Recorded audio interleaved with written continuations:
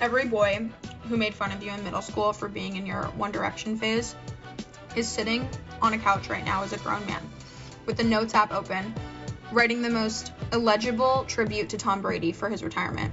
And the last line is like, "Thanks for my childhood, to the forever GOAT." And then he's texting his mom like, "Hey mom, send me a picture of me in a Pats jersey when I was 7. And then he's posting that with the caption. And every time it gets a new like, he's rereading it back to himself like, "Oh my God, this is so good." Oh my goodness. A little too close to home there from that lady. TikToker.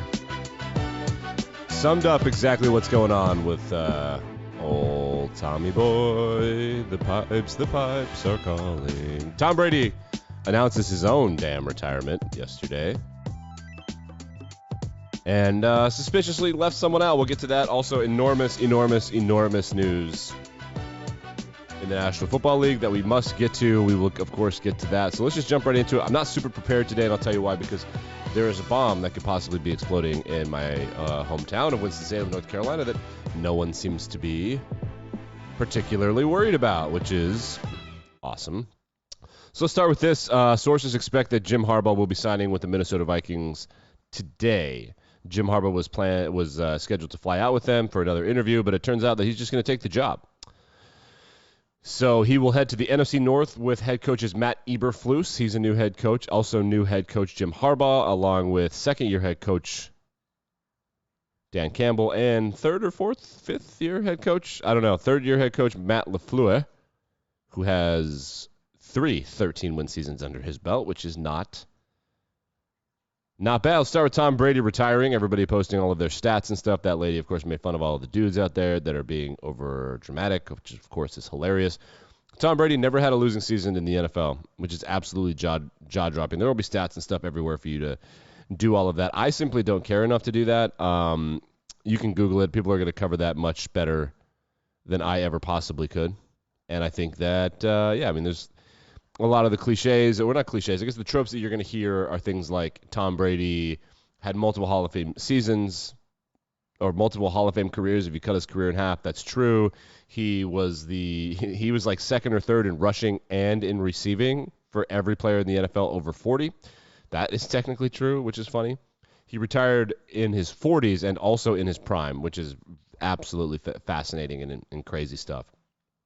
So congrats to him on a career, et cetera, et cetera. We'll see what happens. The funniest thing was that Michigan, the University of Michigan Twitter, while the Harbaugh news was happening, a lot of them were talking themselves into the idea of Tom Brady being the head coach of Michigan, which is like, dude. Yeah, he's going to take a pay cut. Not a pay cut, like a reduction by 80% in pay to do a job that's much harder for a fan base that's much dumber. No. The delusions of the Michigan fans. It's tough. It's tough to lose your head coach after beating Ohio State. The program seems on the up and up, and then the head coach is like, actually, I don't want to be here anymore. That's tough, but Tom Brady's never, ever, ever, ever, ever, ever going to be the head coach of Michigan. People like Tom Brady don't become coaches. They become owners. And that is a great transition into the Denver Broncos, who are officially, publicly up for sale. Sources think that the low bid will be in the 4s. It'll be $4 billion or more, which is crazy. The Broncos yesterday were also sued by Robert Flores. The former head coach of the Miami Dolphins is alleging quite a bit of stuff.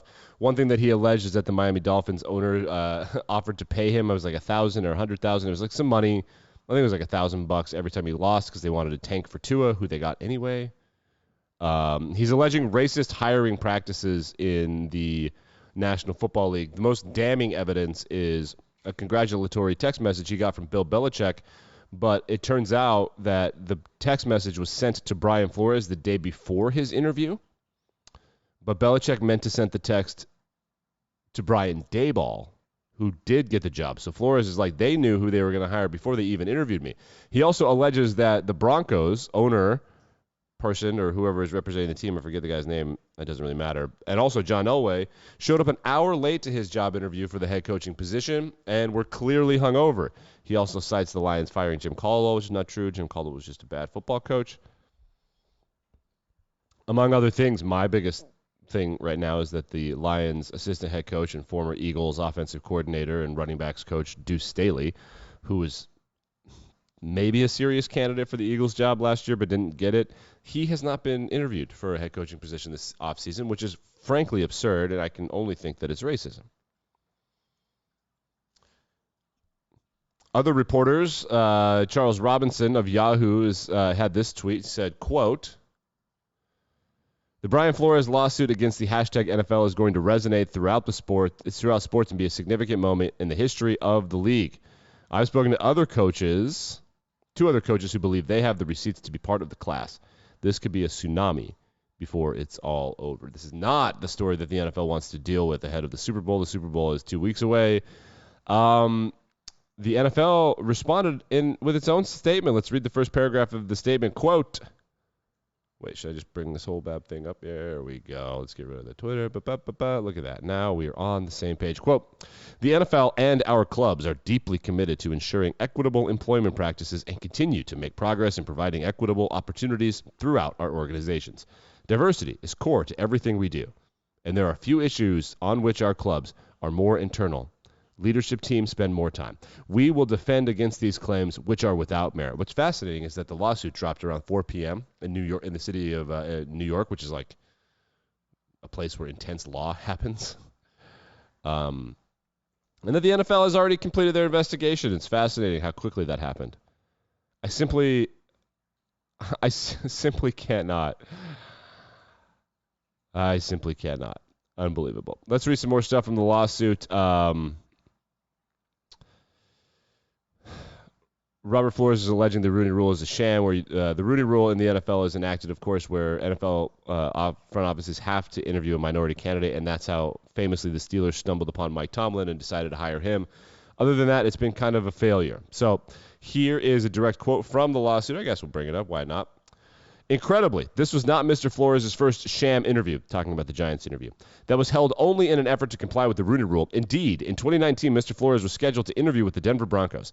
However, the Broncos' then general manager John Elway, President Chief Executive Officer Joe Ellis, and others showed up an hour late to the interview. They looked completely disheveled, and it was obvious that they had been drinking heavily the night before. It was clear from the substance of the interview that Mr. Flores was interviewed only because of the Rooney Rule, and that the Broncos never had any intention to consider him as a legitimate candidate for the job. Shortly thereafter, Vic Fangio, a white man, was hired to be the head coach of the Broncos. Robert Flores was hired by the Miami Dolphins, where he was far more successful than Vic Fangio. With a better quarterback play, but not like super better quarterback play. Slightly better quarterback play. Certainly a far inferior roster. Far inferior. The Broncos have a great football team. So the specific teams that are named in the Robert Flores lawsuit are the Dolphins, Giants, Broncos, and then, of course, the league itself. Everyone will be making fun of the Bill Belichick text messages because he signs his text messages, in case you didn't know this. He signs them with BB.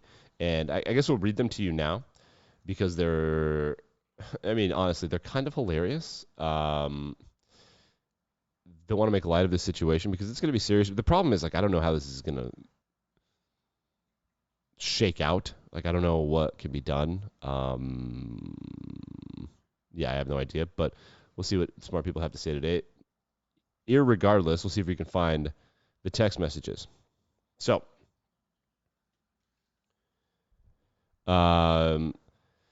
here's the complete conversation, screenshots that are included as evidence in the case from Bill Belichick and then Robert Flores. From Bill Belichick, "Sounds like you have landed. Congrats. Did you hear something I didn't?" And then Bill Belichick says, "Giants? Question mark, exclamation point, question mark, exclamation point, question mark, exclamation point. I interview on Thursday. I think I have a shot at it. Got it. I hear from Buffalo and NYG that you're their guy. Hope it works out if you want it to. That's definitely what I want. I hope you're right, Coach. Thank you. Coach, are you talking to Brian Flores or Brian Daboll? Just making sure." Uh-oh. Because it says Buffalo. Brian Daboll, of course, worked for Belichick many years ago. "Sorry, I fucked this up.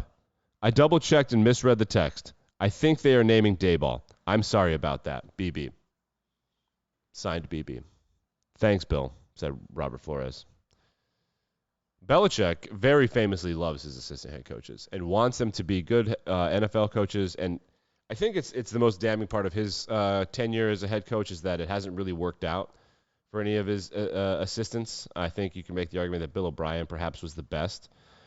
But it really hasn't worked out. So there's no doubt in my mind that there's no malice in the heart of Bill Belichick. However, it is very clear that the Giants and the Bills organizations tipped Bill off of who was going to be the next head coach of the New York Football Giants. And that would make sense. That would be the Buffalo guy because they hired the Buffalo GM. What's really weird is that they went through the process of interviewing a black guy and they didn't have a fair process in place. So and it's kind of a weird situation because if you have this dream scenario of like it's going to be me and you, buddy, and we're going to work together, fine. The Lions did that with Quinn and Patricia. It was an unmitigated disaster. Whether or not Jim Caldwell should be fired to me is not up for question. He was not a good head coach. But the process that the Lions put in place to look for a new head coach was a disaster. It was simply not a good one, which is what happened with the New York Giants and Brian Daboll. They hired the Buffalo assistant GM, then they hired the Buffalo head coach or offensive coordinator. That's what happens. You bring their guys together. But at what point are you not going to take Brian Flores seriously? Not approaching a coaching search with an open mind is tomfoolery. Because you have no idea who's going to be good. All of the teams that do this, there is one exception, and I mean, this is racist. I don't know if this is racist to me, but there is one exception. The only exception is if it's a legend, and the legend is fired because time has just run out, or they don't want to be there. Case in point would be Andy Reid. Andy Reid interviewing against Brian Flores is unfair. But you got to take the process seriously. But other than that, the teams that just interview with an open mind find guys that perhaps other people didn't really think about. This is most recently true with the Sean McVay and Kyle Shanahan coaching tree, and I can't believe I'm saying that that's a thing, but it is totally a thing.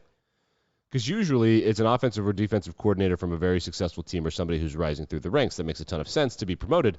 But when people started interviewing other people, Mike Tomlin is the most famous example of the Rooney Rule. He's also a really good example of why you interview a lot of people for a head coaching job just to see what's out there. Because some people interview really well and you can tell, wow, this guy gets it.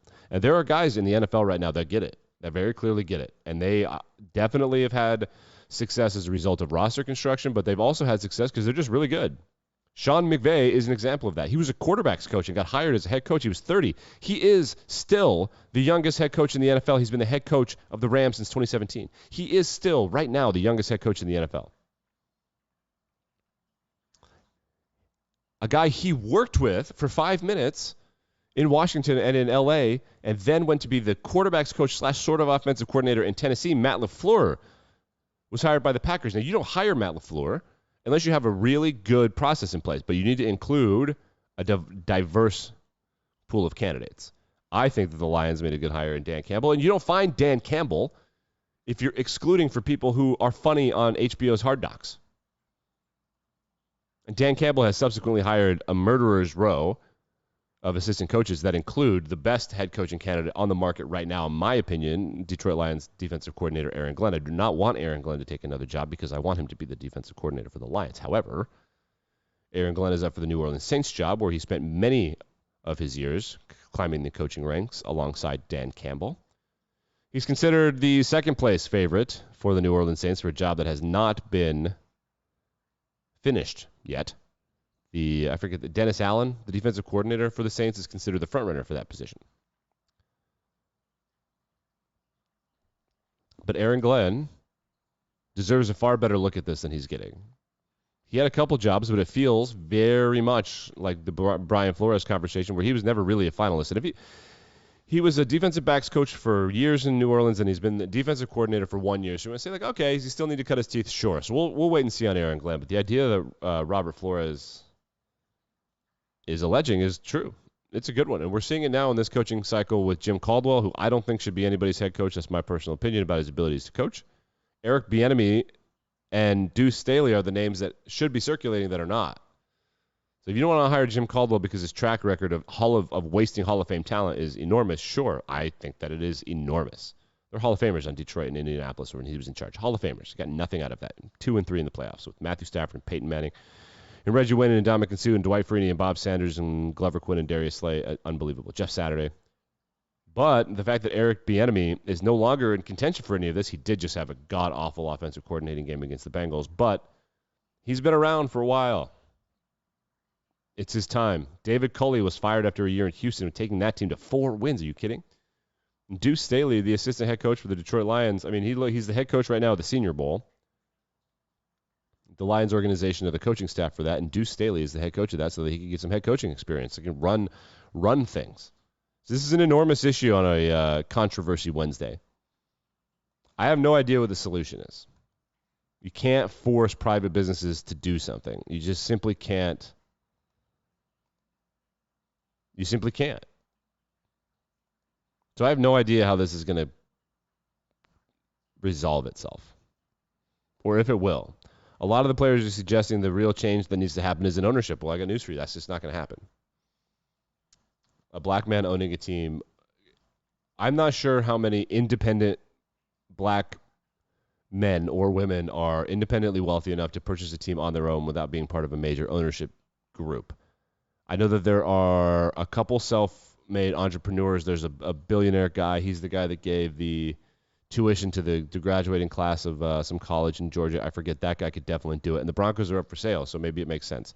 But you can't force teams to sell just because you want to shake up an ownership. Ownership is ownership. I think that will happen over time. There's no doubt in my mind that, Michael Jordan, LeBron James, and some other successful athletes have been very aggressive in their desire to own a franchise of some sort. And LeBron's wealth is getting close. And Jordan's wealth is there. He owns a team in Charlotte, the Bobcats. So the change in ownership is going to happen, I guess. I digress. It'll happen, but it's going to be a while, like a century. You just need people who own teams to die, need it to be unclear who the successor will be, and then you need to have someone who is wealthy enough to buy the team and then for them to get the bid. It's going to be a complicated process. So, I mean, I would like this whole situation to change, but I don't know. The idea that Deuce Staley and Eric Bieniemy haven't been interviewed by anybody this cycle is not a great look. Not a great look at all. And we're going to get out of here on this. The Patriots fans yesterday having themselves a crybaby fit because Brady didn't thank them in his 10-post Instagram post. 10 pictures. He had a whole thank you. He thanked everybody, Tampa, thanked a bunch of other people. Didn't mention New England or Boston or any of those people, and they had a fit. This is my guy Ryan Whitney, who played for the Pittsburgh Penguins and the Edmonton Oilers, and a native Bostonian and masshole himself. He went on this rant, and so we're gonna let old Ryan Whitney get you out of here. We'll be back and better than ever tomorrow morning. You idiot, Dave. You are such an absolute moron. What the hell does Tom Brady owe you or any other Patriots fans? All us Patriots fans owe him 6 Super Bowl rings. Enormous win after enormous win, and we got trash bag Patriots fans like you drinking honeydew donuts, coffee, complaining that he didn't say thank you in an Instagram post. You are so stupid, along with every other Patriots fan who is upset and thinks Tom Brady owes them one thing. You're a Muppet, and the rest of you idiots hating on Tom Brady are complete Muppets as well. Just an absolute embarrassing display by typical massholes like you, who's now down in Florida like Morty Seinfeld, you piece of trash.